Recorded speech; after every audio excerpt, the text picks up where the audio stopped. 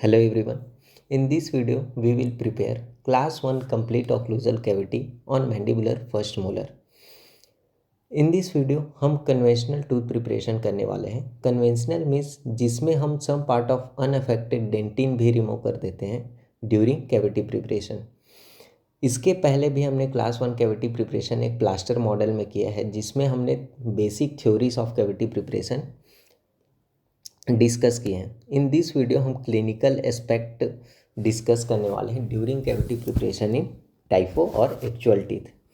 अब सबसे पहला जो स्टेप होता है कैविटी प्रिपरेशन का, वो होता है आउटलाइन फॉर्म।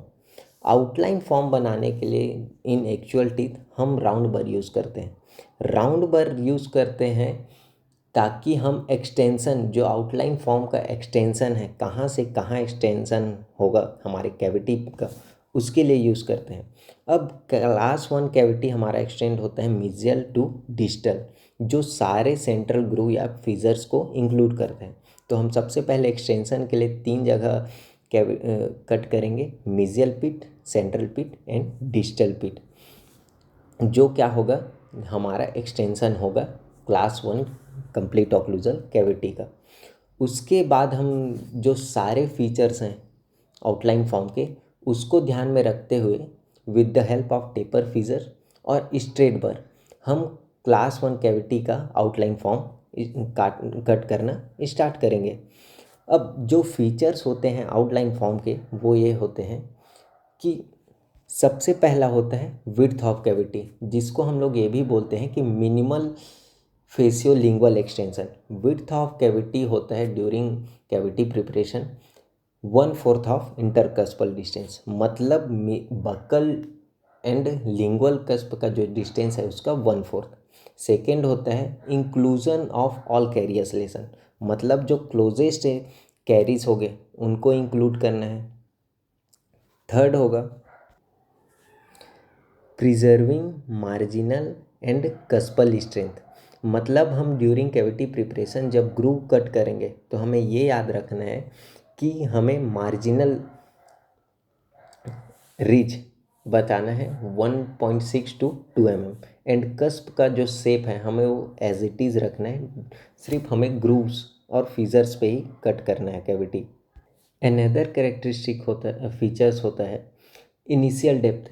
जब हम आउटलाइन फॉर्म बनाते हैं तो यूजिंग स्ट्रेट बर हम पहले जो फीज़र है उसमें 0.2 to 0.8 mm इनिशियल डेप्थ बनाएंगे, जिससे हमारा बर चलने के लिए एक हमें वे मिल जाए, ताकि हमारा बर आउटलाइन पे ना जाए। अब आउटलाइन फॉर्म बनाने के लिए जैसा जैसा हमारा ग्रूव है या फीज़र है, वैसे वैसे हमें बर चलाना है। कस्प एंड मार्जिन्स को हमें प्रिजर्व करके चलना है। ये तो हुआ हमारा आउटलाइन की फॉर्म की बात।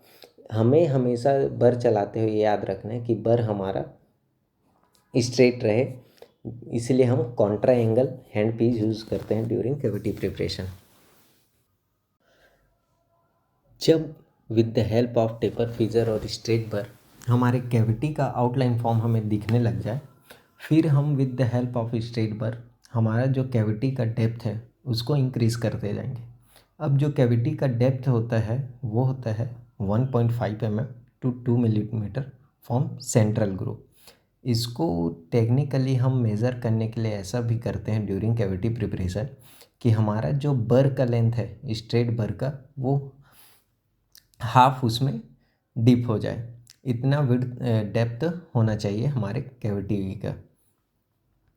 ड्यूरिंग कैविटी प्रिपरेशन हमें एक ही चीज़ जो ध्यान रखना है वो है कि हमारा जो स्ट्रेट बर या हम टेपर फीजर से जो कैविटी काट रहे हैं आउटलाइन फॉर्म, वो अकॉर्डिंग टू फीजर ही चलना चाहिए हमारा बर, वरना जो कस्प है, जो एक्चुअल फॉर्म हमें ड्यूरिंग कैविटी प्रिपरेशन रखना है, वो नहीं मिलेगा।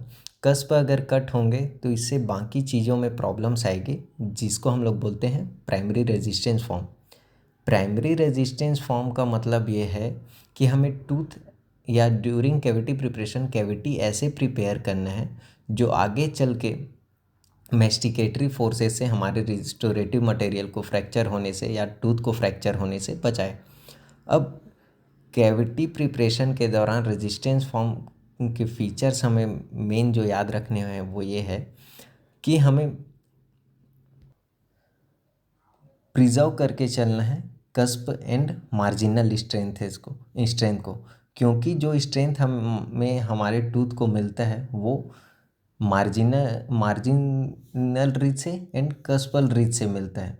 इसीलिए हमें इनको प्रिजर्व करके चलना है। इसीलिए हम आउटलाइन फॉर्म का जब कैरेक्टरिस्टिक्स या फीचर्स लिखते हैं तो इसी के बेसिस पे लिखते हैं।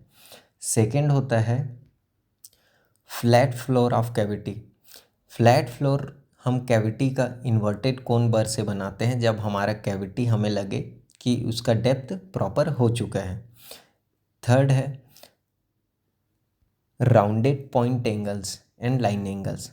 जब कैविटी प्रिपेयर बनाते हैं तो जो फेजियो पल्पल, लिंगो पल्पल, मीजियो पल्पल और डिस्टो पल्पल जो लाइन एंगल्स बनते हैं हमारे, उनको हमें राउंड करना होता है। और रेस्टोरेशन के दौरान हमें कुछ पॉइंट्स रिमेंबर करने होते हैं। वो है कि एडिक्वेट थिकनेस हमें फिल करना होता है रेस्टोरेटिव मटेरियल का, ताकि वो फ्रैक्चर से बच जाए। ये होते हैं फीचर्स प्राइमरी रेजिस्टेंस फॉर्म के। प्राइमरी रेजिस्टेंस फॉर्म के जो मेन फीचर हैं फ्लैट फ्लोर ऑफ कैविटी, उसे हम बनाते हैं इन्वर्टेड कोन से। इन्वर्टेड कोन को जब हम पहले तो यूज़ नहीं करते, लेकिन जब प्रॉपर डेप्थ आ जाता है कैविटी का तो हम यूज़ करते हैं, ताकि हम फ्लैट फ्लोर बना सकें। आउटलाइन फॉर्म के लिए हम स्ट्रेट बर और टेपर फीजर बर यूज़ करते हैं। जो